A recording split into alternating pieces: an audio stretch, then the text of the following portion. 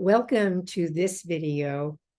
And this time, I'd like to share some thoughts about honoring and acknowledging spirits of place, the presence of awareness in the world around us. Doesn't matter what your worldview is or your cosmology, just take what I say in this video and fit it into your particular map about reality.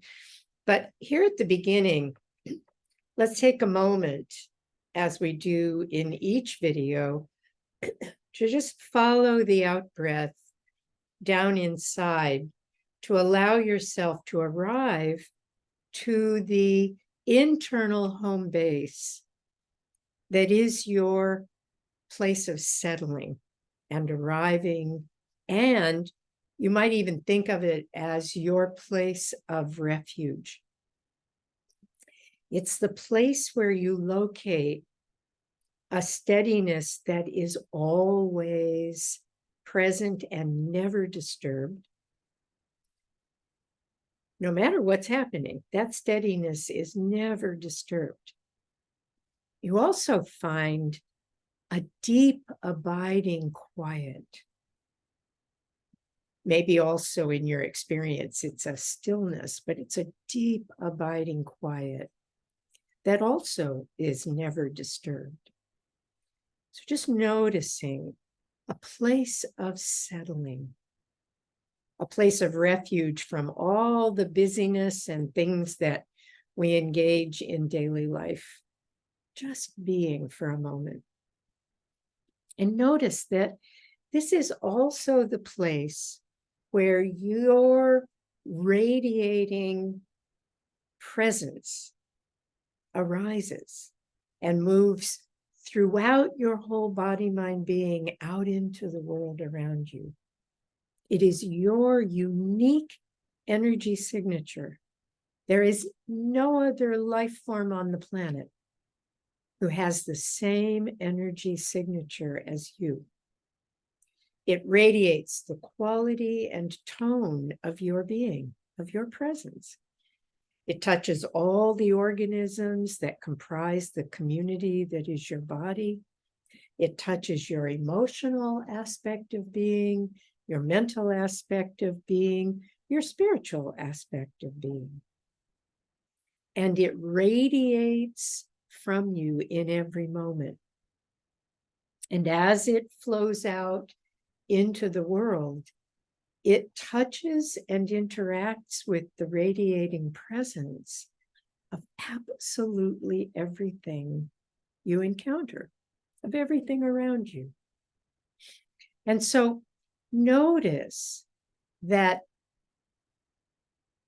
you can be aware in some way, whatever way works for you, that you are connecting to an awareness of your reciprocal relationships with everything.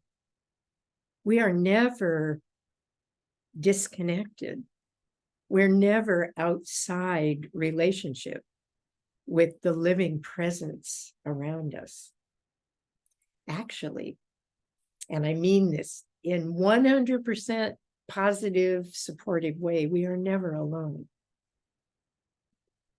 Any sense of separation is an illusion fundamentally, because as we talked about in an earlier video, we are entangled with everything. We cannot be separate. Not really. So we're never really alone. So one of the things I wanted to share today is this idea that everything is conscious, everything, and that there are spirits of place. Now, those you might, like when I go to Central Park, I acknowledge the spirit of Central Park when I enter, the spirit of that place. In your home, there's a spirit of home. Now, however you frame this, perhaps just the enfolding environment of your home, of a place. Maybe that's what makes sense to you. In my world, where I was raised in a family where the matriarch was my grandmother, my maternal grandmother, who lived in and believed in a multi-dimensional world, a multi-dimensional universe, really.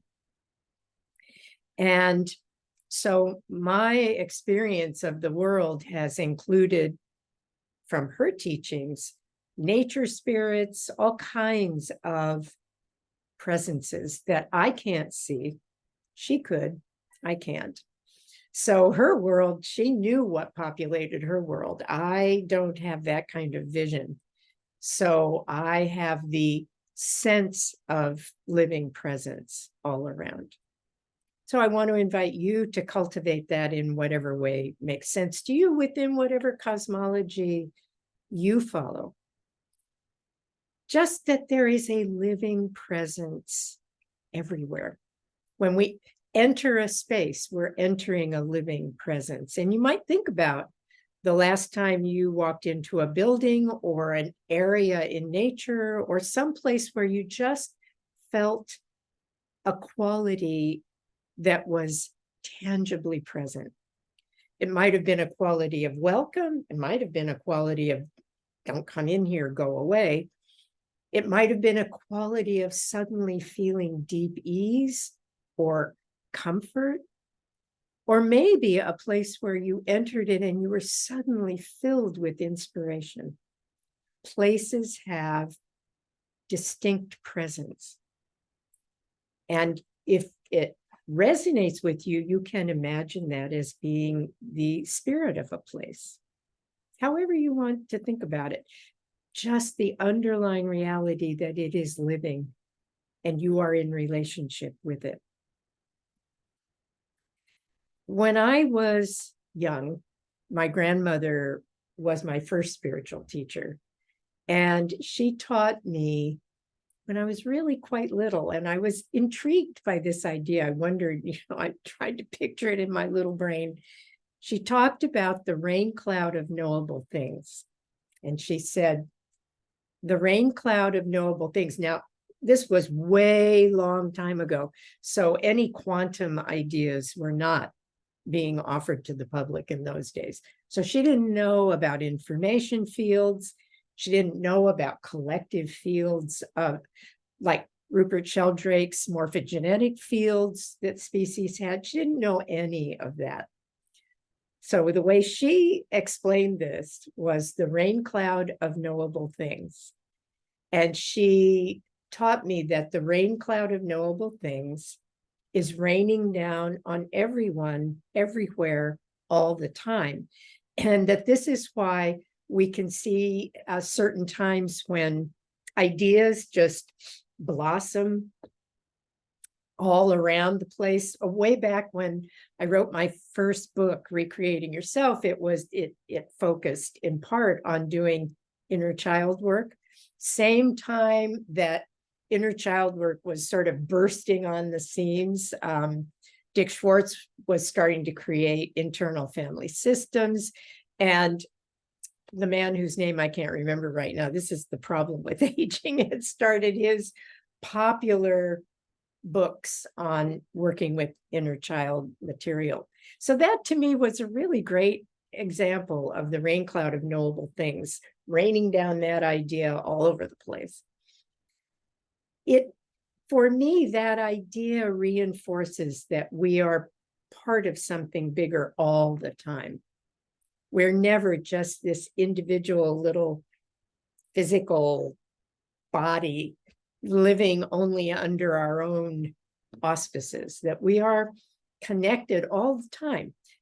I'm sure you've heard of the concept of non-local reality, which is the idea that there isn't any there, and that ideas and inspirations and guidance and nudges are available all over the place because it's all right here. We're in touch with everything. So notice, how does it feel inside you to keep in mind that you are always connected with larger fields of information, inspiration, guidance. You are never, ever, ever alone. Not in that way. We are part of collectives in every way. In fact, in the world as I have known to live in it, there's only one thing, and we're all expressions of whatever that one thing is. And I have no idea at this point, what's that one thing in this amazing universe that we are all part of, or expressions of, or however you most comfortably think about these things. But for this particular video, I want to emphasize honoring, respecting the spirits of place. That to be aware that when you are in your home, you are interacting with the spirit of your home, and to honor it, to appreciate it, to offer it your gratitude and acknowledgement. That spirit of place is a living reality everywhere, with every kind of space. Think about the spirit of your city or your town or your neighborhood, the spirit of a river near you.